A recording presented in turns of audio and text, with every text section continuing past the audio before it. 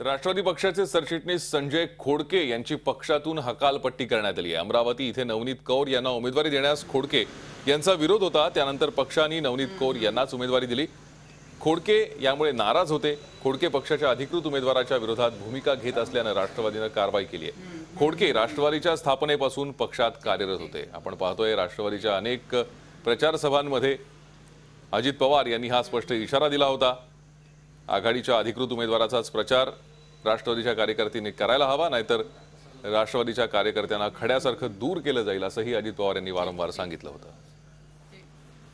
मला बडतर्फ केल्याची नोटीस मला व्हॉट्सअपवर काही सहकाऱ्यांकडून मिळालेली आहे आणि या भूमिकेनंतर मी आदरणीय पवार साहेब यांचा अत्यंत ऋणी आणि आभारी आहे की माझ्यासारख्या छोट्या कार्यकर्त्याला त्यांनी इतके वर्ष आपल्यासोबत काम करण्याची संधी उपलब्ध करून दिली आणि त्या संधीमुळे मी समाजकारणाला राजकारणातले काही धडे त्यांच्यापासून शिकू शकलो। अमरावती लोकसभेच्या संदर्भात